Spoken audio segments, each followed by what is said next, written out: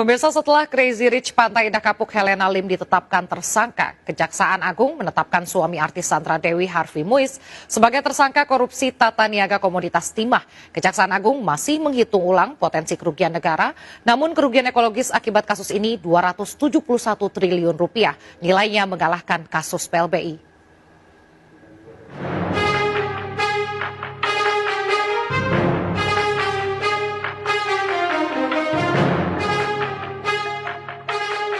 Harvey Muiz, suami artis Sandra Dewi, ditetapkan Kejaksaan Agung sebagai tersangka korupsi tata niaga komoditas timah dan langsung dijebloskan ke tahanan. Dalam kasus ini, Harvey Muiz bekerja sama dengan Dirut PT Timah kala itu mengakomodir penambangan timah ilegal di wilayah IUP PT Timah.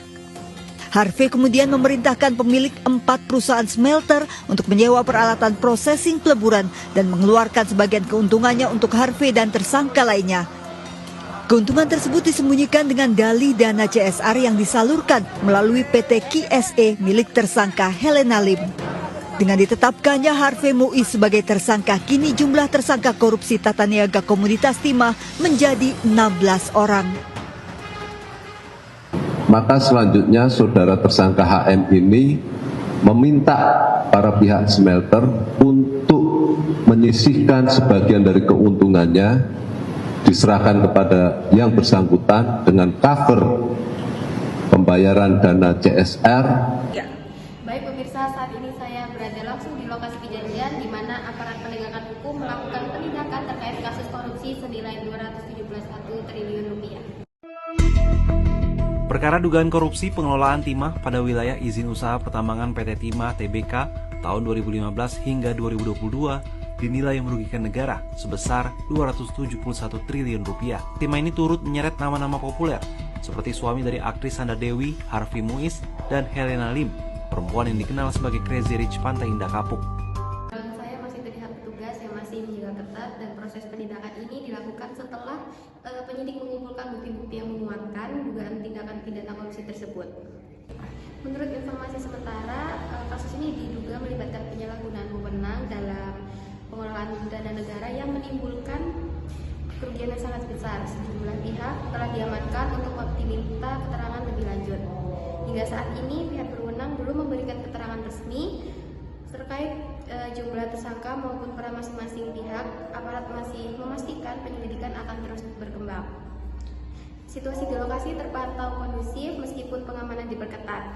Kami akan terus memantau perkembangan kasus ini dan menyampaikan informasi terbaru kepada Anda. Jumlah itu terdiri dari kerugian lingkungan 157,83 triliun rupiah, kerugian ekonomi lingkungan 60,27 triliun rupiah, dan biaya pemulihan lingkungan 5,25 triliun rupiah. Selain itu ada pula kerugian di luar kawasan hutan sekitar 47,7 triliun rupiah. Baik Ibu, apakah betul tindakan korupsi ini dilakukan oleh suami dari artis ternama berinisial SD? Iya, betul sekali. Ini dari artis ternama yang berinisial SD dan juga tersangka ini bernama HL dan juga HM. Berapa total dana yang digelapkan oleh tersangka?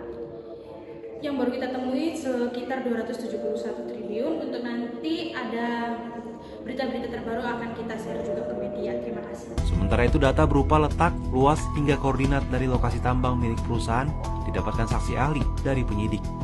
Dengan bekal itu, tim ahli merekonstruksi kejadian pada tahun 2015 hingga 2022 menggunakan bantuan citra satelit untuk memantau luas bukaan tambang serta arah pergerakan lokasi tambang. Sejauh ini penyidik Kejagung telah memeriksa 172 orang saksi untuk mendalami kasus dugaan korupsi pengelolaan timah tambang milik PT Timah tahun 2015 hingga 2022. Penyidik sudah menetapkan 15 orang tersangka dugaan korupsi serta 1 orang tersangka kasus perintangan penyidikan dalam perkara yang berkaitan dengan tata kelola tambang timah tersebut. Harvey Muiz merupakan tersangka ke-16 dalam kasus tersebut. Oke, ini adalah pencegahan korupsi dalam kasus timah yang sudah merugikan 271 triliun terjadi. Ini melalui strategi holistik seperti integritas, transparansi, dan akuntabilitas atau disebut juga ITA. Dan pendidikan anti korupsi memperkuat penegak hukum, menerapkan sistem pengawasan digital, dan serta mendorong partisipasi publik dan kolaborasi multi pihak seperti pemerintah, swasta, masyarakat. fokus pada penegak dini dan penindakan tegas.